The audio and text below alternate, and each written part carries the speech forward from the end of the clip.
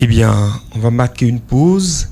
Et juste après les bonnes annonces, nous allons continuer avec Dame Ekpini Julienne depuis le Canada qui était en train de nous expliquer au niveau de la santé mentale ce qui pourrait se passer. C'était votre agenda chrétien. Voilà, après donc les bonnes annonces, nous retrouvons nos amis rédacteurs et singulièrement Madame Ekpini Julienne depuis le Canada qui était en train de nous donner son point de vue sur la question du jour, à savoir si une parole de connaissance incriminait un parent proche, votre père, votre maman, votre fils, votre oncle, votre tante, quelle serait votre réaction? Il nous arrive d'être à des temps de prière, il nous arrive d'être dans des situations compliquées, de maladie, d'être dans des situations compliquées professionnelles, où on n'espère plus rien, on attend tout et rien ne marche. Et puis nous sommes conduits, ou bien nous sommes visités par des hommes de Dieu, nous allons à des temps de prière, nous sommes donc à une écoute où après une prière, après un cheminement, on nous révèle que notre papa serait à la base, notre maman serait à la base, parce que appartiendrait tel ou tel à un cercle vicieux de sorciers, de sorcières, et qui serait donc en train de nous en vouloir. Quelle serait votre réaction? Et pour l'heure, ce que nous attendons nous plaît bien. Nous allons continuer avec Dame Ekpini Julienne depuis le Canada. Vous commencez à chercher des faits qui vous relient à cette parole de connaissance et qui vont incriminer ces personnes en qui vous aviez eu confiance de tout le temps. Mais ce qu'on remarque, c'est que ce sont des paroles de connaissance qui sont assez floues. Et même que c'est la victime même qui fournit des explications pour que la personne qui vient de lancer cette bombe-là puisse en être édifiée. C'est la victime même qui va décrire. Oui, ce que tu viens de dire, c'est vrai, etc. Oui, dans le temps, oui, etc. Je dis, alors qu'on nous dit que la parole de connaissance permet d'avoir une révélation sur des faits et puis bien des événements, bien des situations de façon précise. S'il y a un flou qui subsiste, ce n'est plus des paroles de connaissance. Ce qu'on sait, c'est que ça devrait être des dons spirituels. C'est des dons spirituels. Si on dit des dons spirituels, c'est que c'est inspiré par Dieu. Il ne doit pas avoir de flou. Pour moi, une parole de connaissance devrait servir à fortifier dans la foi. La parole de connaissance doit encourager, doit motiver et même apaiser les cœurs.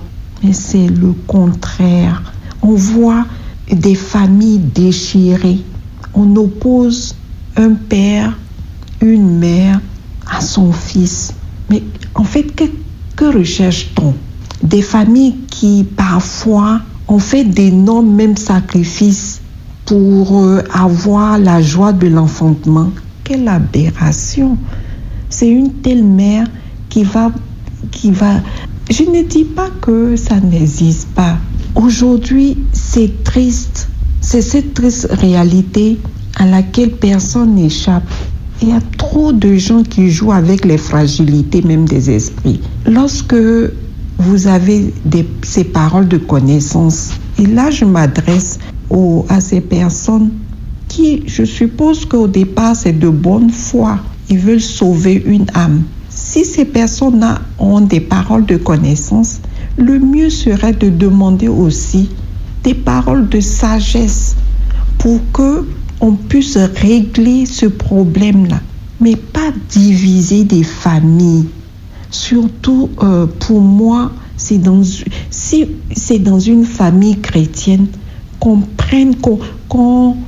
trouve les moyens pour pouvoir résoudre ce problème, qui par des prières, qui par des accompagnements spirituels pour pouvoir amener cette famille-là. Si c'est des pratiques au sein de cette famille, bon, ok, pas des prières, pas des médiations, par pas de chapelet et tout.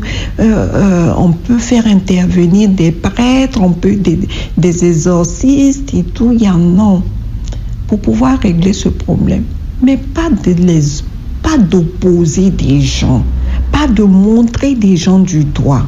Et je le disais, donc qu'est-ce qu'on recherche? C'est pas l'équilibre d'une famille qu'on recherche. Une famille chrétienne, c'est l'équilibre. C'est là où il y a l'équilibre.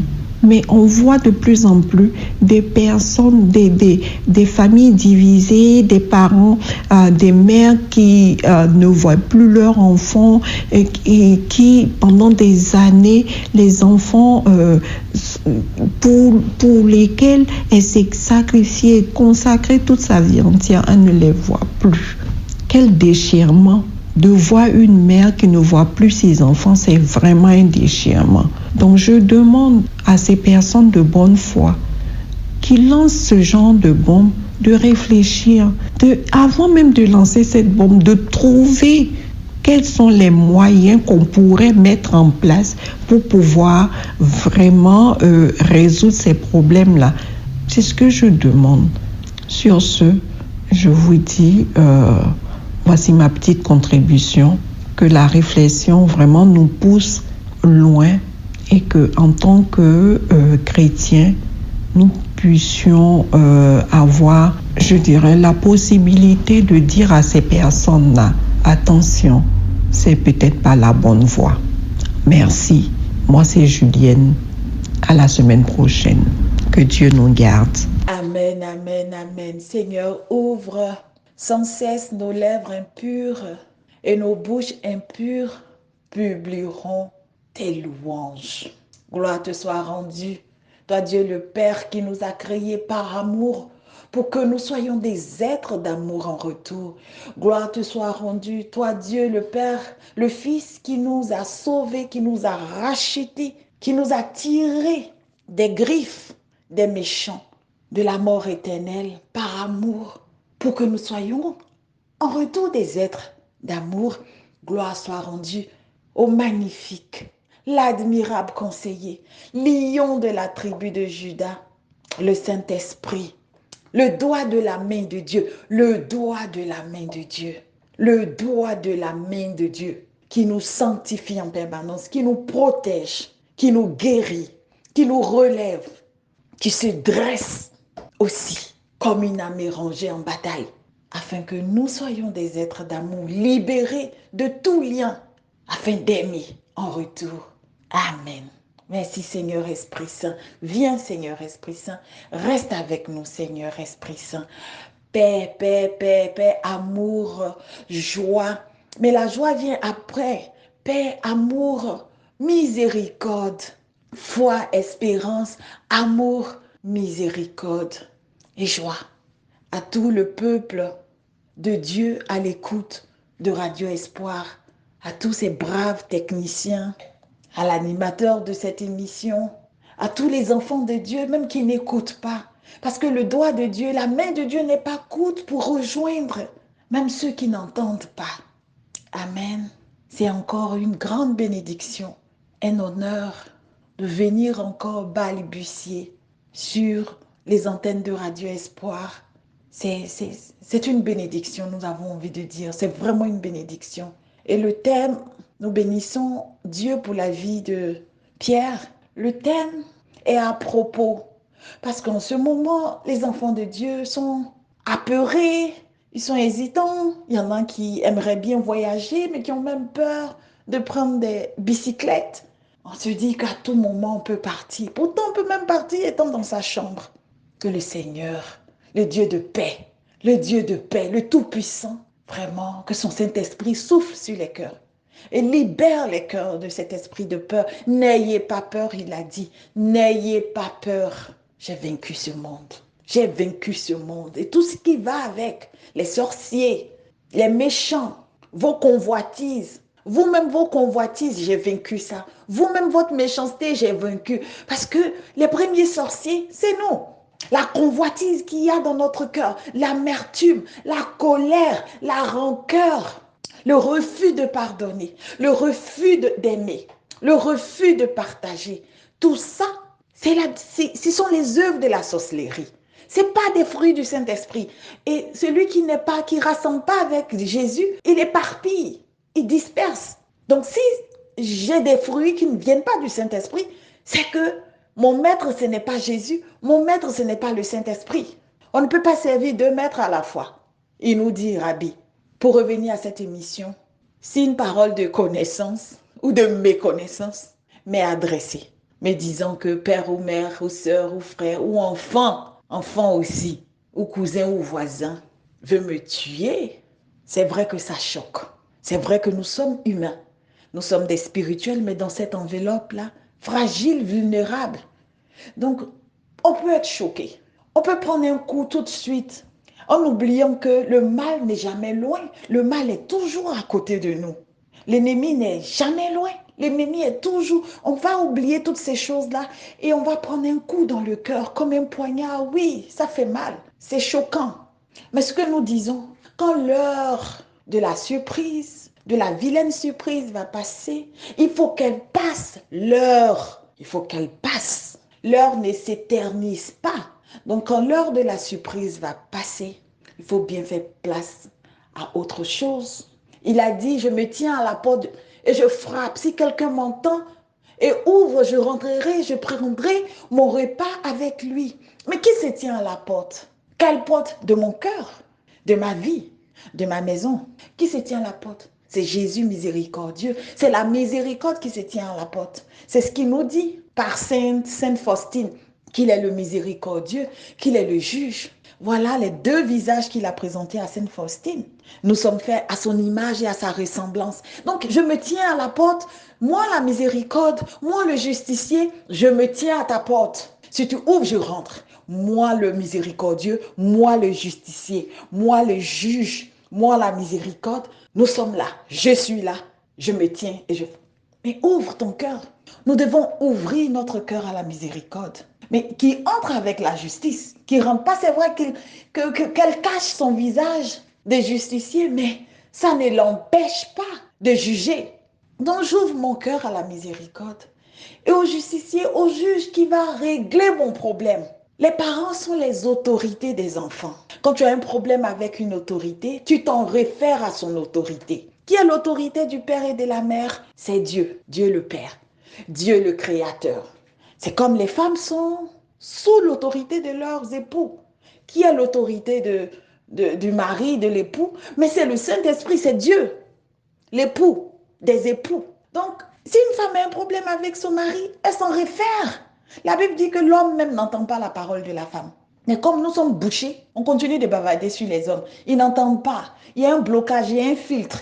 Pour ne pas que l'homme entende la parole de la femme. Mais on n'a pas compris. Si on avait compris, on allait se référer directement à leurs autorités ou leur autorité qui est Dieu. Donc pareil, excusez cette digression, pareil pour les parents. J'ai affaire, je prends le meilleur scénario que c'est vraiment une parole de connaissance et non de méconnaissance. Je prends ce scénario-là. Mais l'autorité, s'il est vrai, il est avéré. Et même si les parents avouent, oui, c'est moi qui t'ai enterré ici, qui veut faire ci, j'étais vendu. D'accord, Choco. Je remets mon sort à l'Éternel qui est l'autorité de mes parents. Je ne vais pas discutailler avec mes parents. Je ne vais pas me battre avec mes parents. Saint Paul dit de ne même pas s'attaquer à la chair, mais de s'attaquer à ces dominations, ces trônes, ces puissances qui gisent là-bas dans les lieux célestes. Donc, je ne vais pas confronter, je ne vais pas rentrer en conflit avec les parents. Je vais m'en référer à leur autorité. Comment je me réfère à l'autorité de mes parents? Par la prière. Par la prière. En mettant des charbons ardents, pas la rancœur, les paroles, le dénigrement, non, le charbon de la prière, le charbon de l'amour, le charbon de la miséricorde. Il a dit d'aimer nos ennemis, il nous a dit de prier pour eux, de les bénir. Mais est-ce qu'on a dit que c'est mon chien qui veut me manger? Mon chien n'a pas de salut et même là, ça même c'est un autre débat parce que Dieu il a dit, je demanderai l'âme de l'homme à l'animal. Donc on va laisser ça de côté. Mais je veux dire, terre à terre, le chien n'a pas de salut. S'il veut manger, bouffer, mordre Daniel, il n'y a pas de problème. Mais celui qu'on dit, ou celle qu'on dit qui veut bouffer, manger Daniel, son père ou sa mère, mais est-ce que je veux que mes parents restent dans les œuvres ténébreuses? Est-ce que je ne veux pas que mes parents soient sauvés? Est-ce que je ne veux pas que mes parents soient guéris, délivrés et qu'on soit ensemble au banquet céleste? Mais si on vient me dire, au lieu de me concentrer sur moi, ma petite vie, ma petite âme, qui peut mourir même par autre chose, pas par mes parents, mais c'est une occasion pour moi de prier pour le salut de mes parents. C'est une occasion pour moi de prier pour la conversion de mes parents. C'est pas parce que ils veulent me manger que je vais espérer qu'ils aillent en enfer ou dans les enfers. Non. Donc ces révélations, moi j'ai envie de dire aujourd'hui par la puissance du Saint-Esprit que ces révélations en fait, c'est pour nous réveiller. Jésus il a dit veillez, demeurez dans la prière, veillez prier, vous ne savez ni l'heure ni le jour. Mais on est lourd, on mange, voilà les fêtes qui arrivent, ça mange, c'est des gloutons. Pourtant la gourmandise est un péché capital, mais on mange, on boit, on s'enivre, on prie même pas, on étouffe le Saint-Esprit parce qu'on est rassasié, on est lourd. Mais quand on vient te dire, ton père ou ta mère ou qui, je ne sais, qui d'autre veut te manger, mais c'est une occasion pour toi de te réveiller, de te tenir debout dans la prière. Non seulement pour ta protection, mais aussi pour la conversion des soi-disant sorciers qui sont tes parents, qui sont tes proches. C'est là qu'on verra s'il y a vraiment de l'amour dans ton cœur. Cet amour-là qui transcende les révélations, cet amour-là qui transcende le mal qui nous est fait, comme le mal qui a été fait à Jésus à la croix. Mais son amour pour nous a transcendé l'ignominie, l'abomination. Son amour pour nous, nous qui avons tué Dieu, essayé de tuer Dieu. Son amour a transcendé notre abomination. C'est ce que vous êtes fait à l'image et à la ressemblance de Dieu. Mais nous sommes faits à l'image et à sa ressemblance. Pourquoi nous n'arrivons pas à ressembler à notre Jésus? Pourquoi? En ressemblant à Jésus, mais c'est la miséricorde. En ressemblant à Jésus, c'est des œuvres de justice. Oui, ils m'ont donné la vie. Ils ont permis que Dieu me donne la vie parce que ma mère aurait pu m'avorter. Ici au Canada, jusqu'à 9 mois, les femmes peuvent avorter jusqu'à 9 mois. Oui, vous avez bien entendu, jusqu'à 9 mois. Pendant que d'autres femmes accouchent à 7 mois, 7 mois et demi, 8 mois. Ici, on nous dit que jusqu'à 9 mois, tu as le droit de tuer cet enfant. Donc ma mère aurait pu, si elle a attendu que la Danielle soit bien enrobée, qu'elle ait des cheveux grisonnants, peut-être c'est ce qu'elle veut, c'est le menu préféré qu'elle veut. Je veux qu'elle ait des cheveux grisonnants, qu'elle soit bien enrobée, qu'elle soit dans le pays des blancs là, pour que là peut-être que ça donne plus de points. Mais c'est son problème, c'est son problème. Parce qu'avant même que la sorcellerie n'arrive même te tuer, tu peux être tué par autre chose, par ce virus qui est là, qui se balade. Donc pourquoi ne pas profiter du peu des jours incertains que tu dois vivre et puis passer ton temps à combattre tes parents comme si ce sont eux que tu dois combattre? Non, c'est le mal qui peut les animer, les habiter que tu dois combattre. Donc c'est un peu ça. Aujourd'hui, vraiment, on prie le Saint-Esprit qu'il touche des cœurs. Qu'il touche des cœurs. Qu'il touche nos cœurs. La sorcellerie, là, c'est quoi?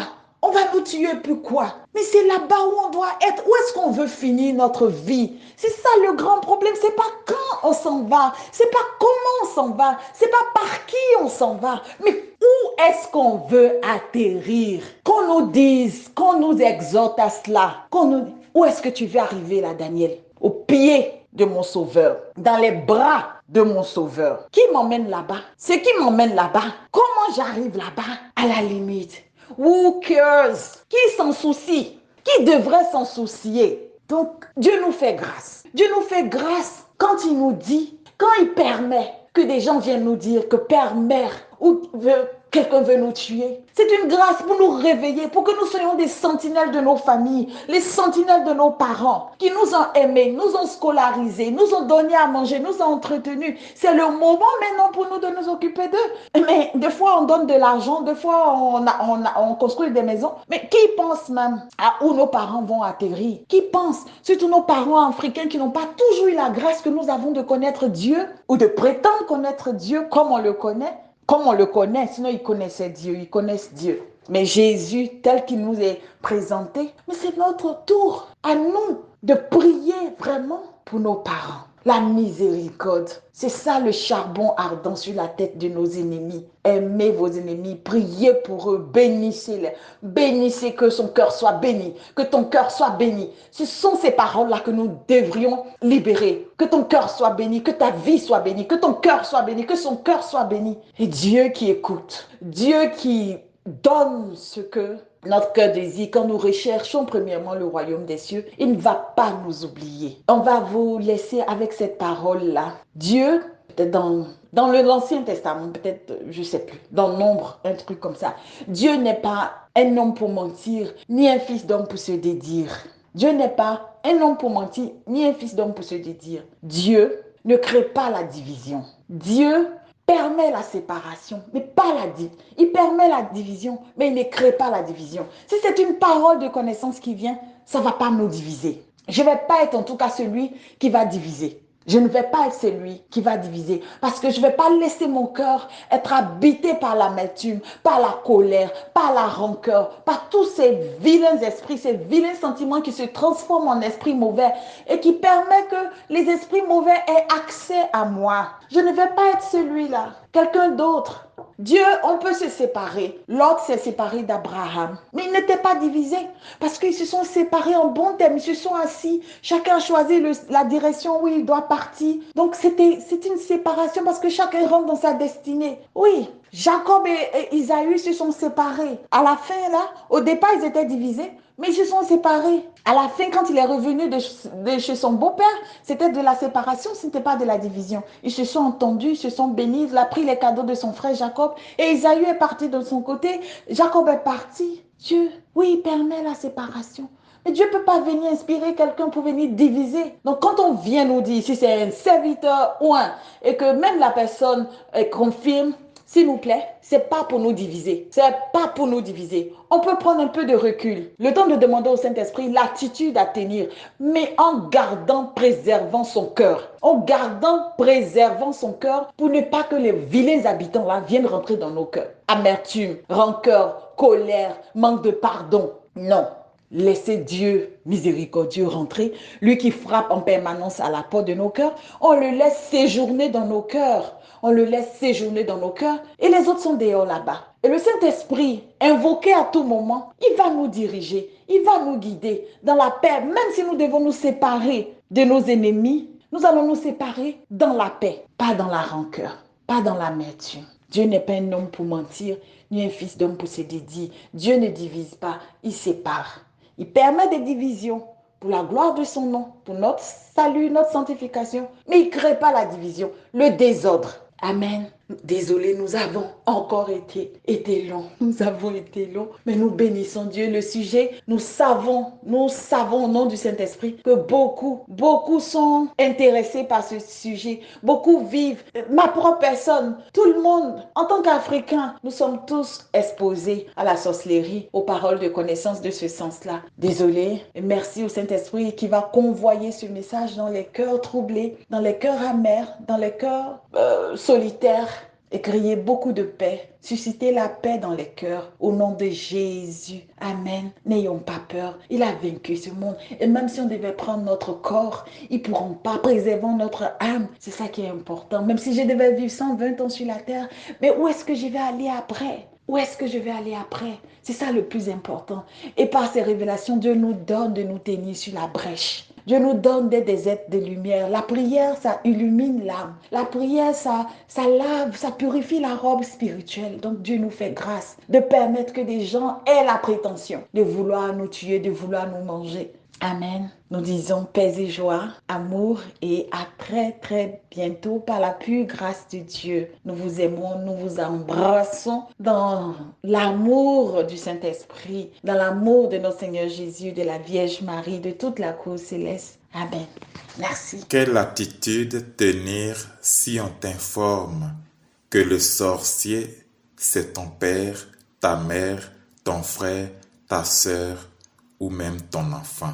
Il faut être très prudent lorsqu'on accuse une personne de pratiquer la sorcellerie. En droit, on parle de présomption d'innocence, c'est-à-dire une personne accusée ou inculpée est supposée innocente tant que les preuves de sa culpabilité n'ont pas été fournies. Dans ce cas, il n'appartient pas au défendeur, c'est-à-dire l'accusé, d'apporter les preuves de son innocence, mais il appartient plutôt au demandeur, c'est-à-dire le plaignant, d'apporter les preuves de la culpabilité de l'accusé. Ce principe cher au droit doit être appliqué en matière de pratiques sorcellaires.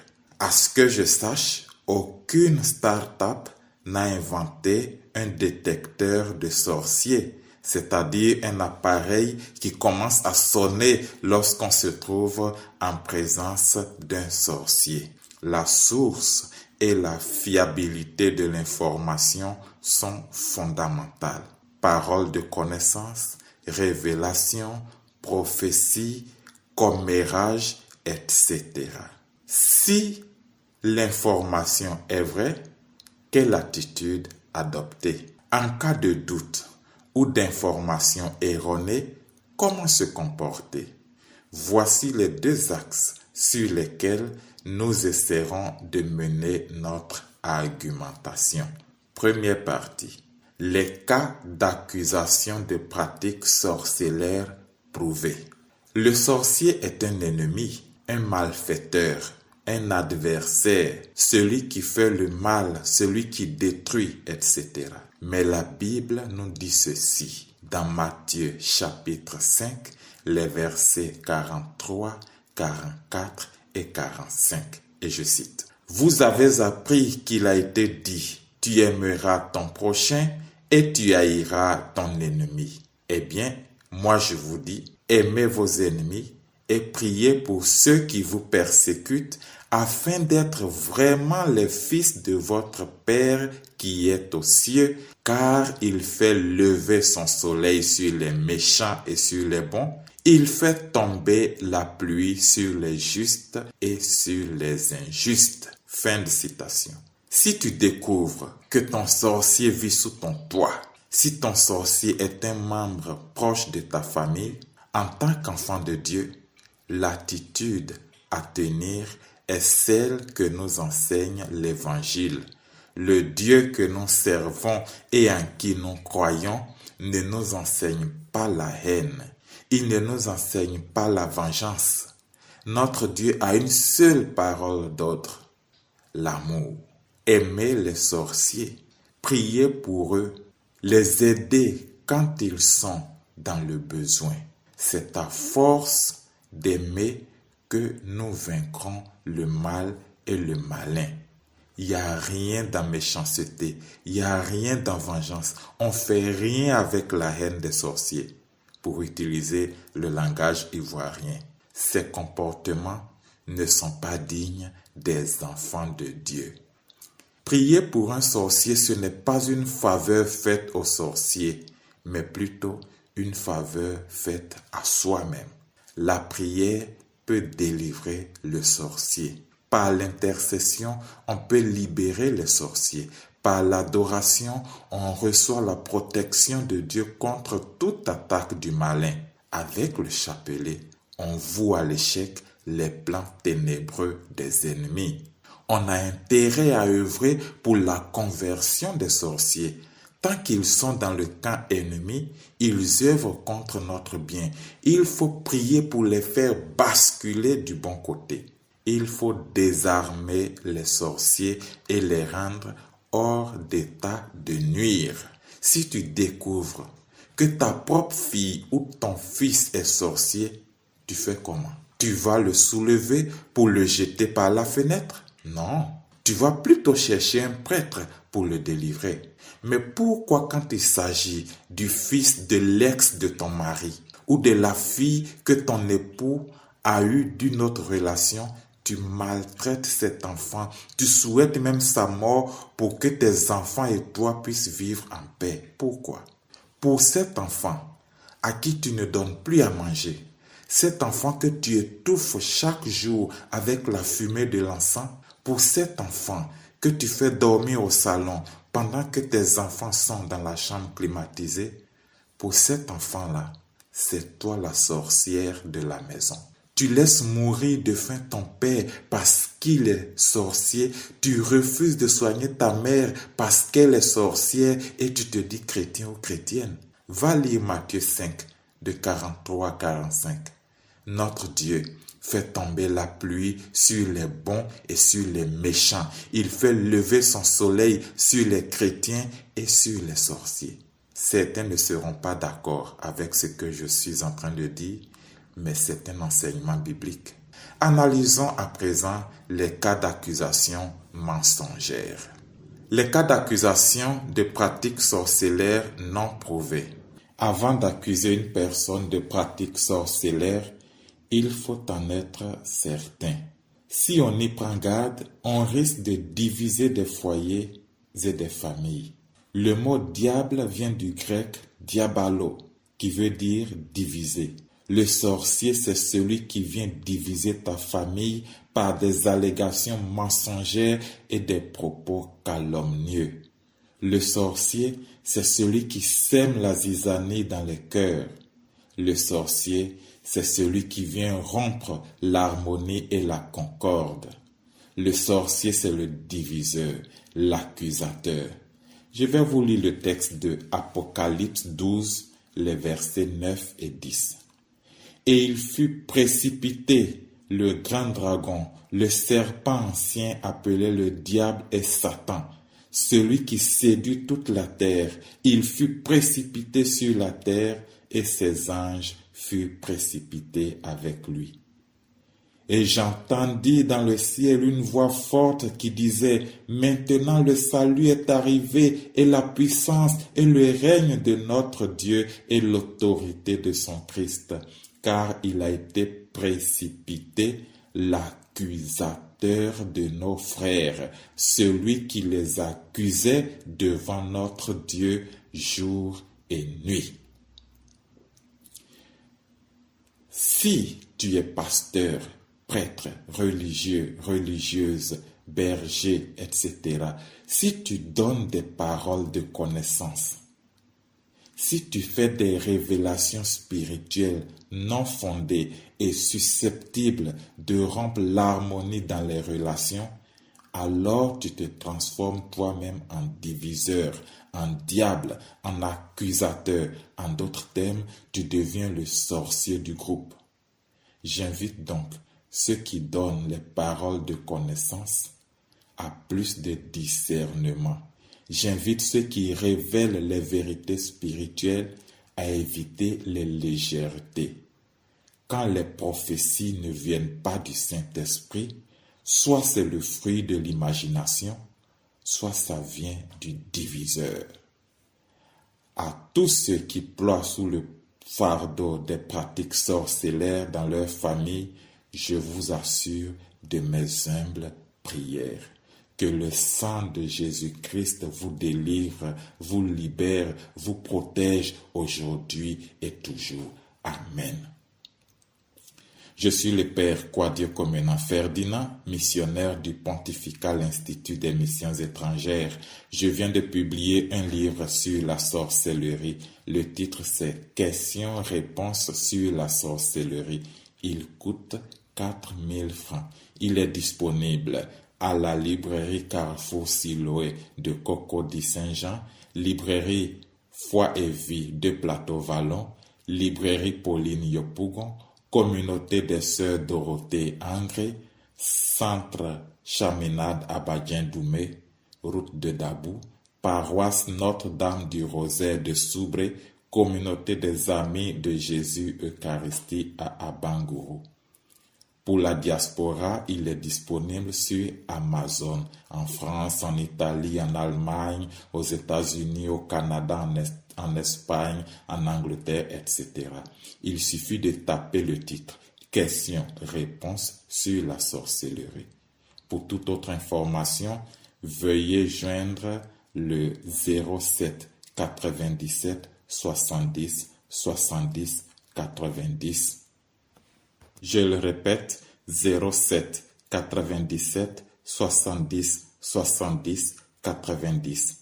Pour les livraisons à domicile contactez le 05 05 30 40 22. Je le répète, 05 05 30 40 22. Que Dieu vous bénisse. Pour aujourd'hui, ce sera tout. On se retrouve certainement une prochaine fois pour la suite et la fin de cette émission. Que Dieu vous bénisse. Merci à toutes et à tous.